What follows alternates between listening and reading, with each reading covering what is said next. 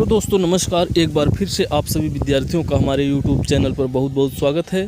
तो आज के वीडियो में हम लोग पढ़ने वाले हैं लेसन प्लान। जब आप बीएड करते हैं तो लेसन प्लान कैसे बनाया जाता है उसी को इस वीडियो में हम लोग देखने वाले हैं। तो अगर आप भी बीएड करेंगे तो आपको भी लेसन प्लान बनाना पड़ेगा और फाइनल लेसन प्लान ये है, ठीक है। अंत में जब आप पढ़ाने के लिए जाएंगे एग्जामिनर के सामने, वो लेसन प्लान है, उसको हम बताने चल रहे हैं। तो आप इसी तरह से पढ़ाएंगे और क्या पढ़ाएंगे, जो आपको जो टॉपिक सबसे अच्छा आता है उसी को इसमें लिखेंगे। एक फाइल मिलती है जिसमें एक ही लेसन प्लान बनाना पड़ता है।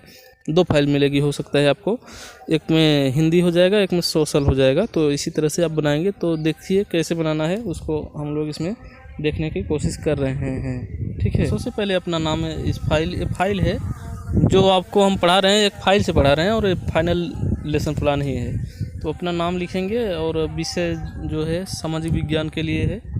तो सबसे ऊपर विद्यालय का नाम लिखेंगे और विद्यालय के नाम में उस विद्यालय का नाम लिखा जाता है जहाँ से आप बीएड कर रहे हैं। उस विद्यालय का नाम यहाँ पर नहीं रहता है, इसको ध्यान देना है आपको। जहाँ से बीएड कर रहे हैं वो नाम यहाँ पर उस विद्यालय का नाम नहीं रहता है। यहाँ पर उस विद्यालय का नाम लिखा जाता है जिस विद्यालय में आपकी टीचिंग लगती है। इंटर कॉलेज हो सकता है हो, ठीक है, उस विद्यालय के बगल में ही हो सकता है हो। तो आपको बताया जाएगा, आपके विद्यालय के लोग बताएंगे किस विद्यालय में आप कब भेज रहे हैं। तो उस विद्यालय का नाम यहाँ पर लिखना है आपको। और यहाँ पर छात्राध्यापक का नाम, छात्राध्यापक के नाम में आप अपना नाम लिखेंगे। अगर आप छात्रा हैं तो छात्राध्यापिका लिखना है, ठीक है। इतना हो गया। अब यहाँ पर लिखेंगे दिनांक। दिनांक में जिस तारीख को पढ़ाएंगे वो दिनांक हो जाएगा।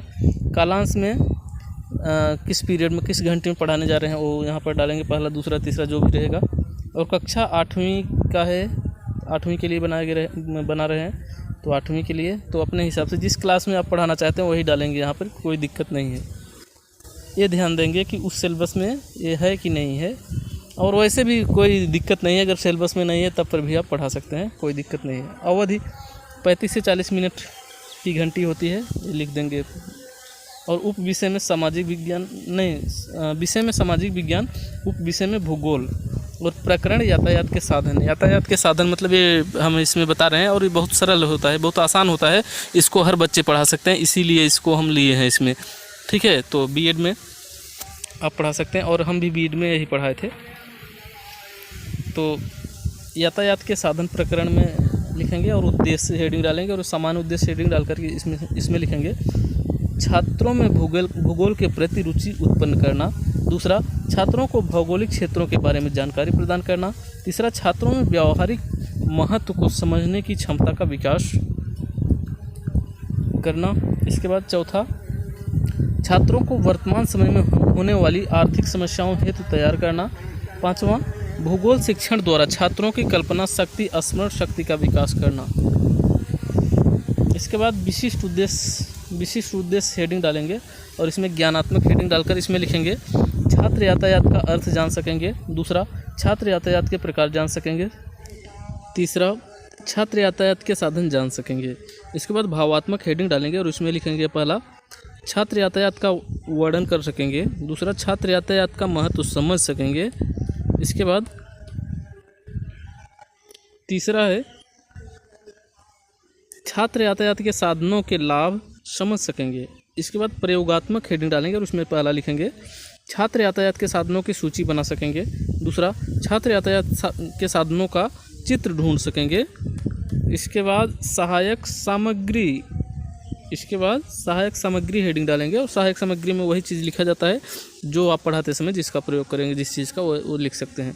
तो यातायात के साधनों को प्रदर्शित करता हुआ एक चार्ट, ये मतलब चार्ट द्वारा भी आप पढ़ सकते हैं। तो ये लिखेंगे इसमें। और एक चार्ट रहेगा आपके पास। पूर्व ज्ञान हेडिंग डालेंगे और इसमें लिखेंगे छात्रों को यातायात के साधनों के बारे में सामान्य जानकारी है। इसके बाद प्रस्तावना हेडिंग डालेंगे, प्रस्तावना, और यहाँ लिखेंगे छात्राध्यापक कथन, यहाँ छात्र छात्रा क्रिया। इसमें पहला लिखेंगे प्राचीन काल में मनुष्य एक स्थान से दूसरे स्थान पर कैसे जाते थे। तो बच्चे बताएंगे पैदल, घोड़ा व गधे आदि से। दूसरा, आज हम यात्रा के लिए किन किन साधनों का प्रयोग करते हैं। तो बच्चे बताएंगे बस, ट्रेन, कार, हवाई जहाज आदि, ठीक है, ये बताएंगे बच्चे। इसके बाद तीसरा, बस, ट्रेन, कार, हवाई जहाज ये सब यातायात के क्या हैं। तो बच्चे बताएंगे साधन। चौथा, यातायात से आप क्या समझते हैं? तो ये समस्यात्मक प्रश्न, अर्थात बच्चे इसका जवाब नहीं दे पाए हैं। तो जिस चीज़ का बच्चे जवाब नहीं दे पाएंगे उसको समस्यात्मक प्रश्न या मौन ये इसमें लिखा जाएगा।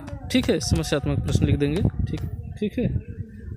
उद्देश्य कथन हेडिंग डालेंगे अब, और इसमें लिखेंगे बच्चों आज हम सब मिलकर के यातायात के साधनों के बारे में अध्ययन करेंगे। ये हो गया। प्रस्तुतिकरण हेडिंग डालेंगे और इसमें यहाँ लिखेंगे शिक्षण बिंदु, छात्राध्यापक क्रिया, छात्र छात्रा की क्रिया, श्यामपट्ट कार्य। और यहाँ यातायात का अर्थ यहाँ इसमें लिखेंगे। और अब यहाँ पर लिखेंगे विकासात्मक प्रश्न, यातायात के बारे में बताइए। ये हो गया, यातायात के बारे में बताइए। तो इसमें बच्चे बताएंगे आवागमन या आना जाना। ठीक है।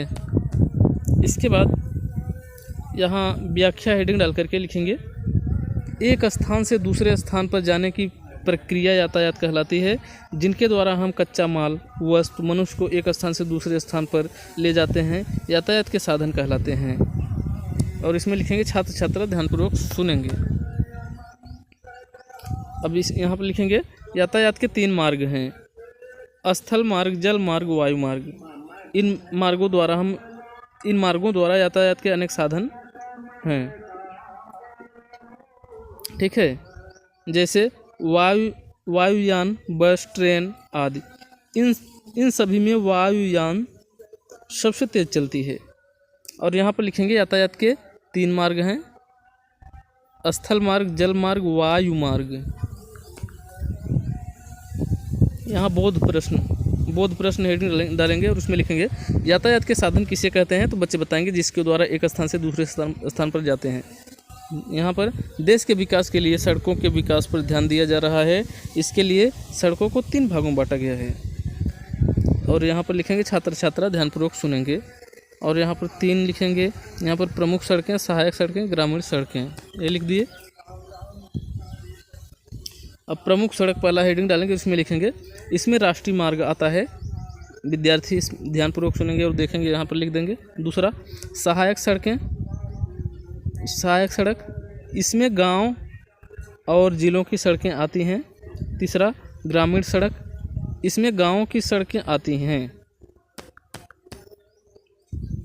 बोधात्मक प्रश्न हेडिंग डालेंगे और उसमें लिखेंगे पहला सड़कों को कितने भागों में बांटा गया है? बच्चे बताएंगे 3 भागों में। दूसरा प्रमुख सड़कें कौन कौन सी हैं? तो बच्चे बताएंगे राष्ट्रमार्ग। तीसरा ग्रामीण सड़कें कहाँ जाती हैं? तो बच्चे बताएंगे गांव में। मूल्यांकन प्रश्न, पहला यातायात किसे कहते हैं? दूसरा यातायात के मार्गों को कितने भागों में बांटा गया है? इसके बाद गृह कार्य अंत में देते हैं। बच्चों यातायात के साधनों की अलग अलग सूची बनाकर लाना है। तो ये हो गया गृह कार्य, होमवर्क जिसको कहा जाता है। तो यही था लेसन प्लान। अगर ये वीडियो अच्छा लगा हो, आपके लिए हेल्पफुल रहा हो, तो इस वीडियो को लाइक करेंगे और इस चैनल को सब्सक्राइब करेंगे इस तरह के और सारे वीडियो देखने के लिए। हम मिलते हैं आप सभी से फिर किसी नेक्स्ट वीडियो में। तब तक के लिए नमस्कार।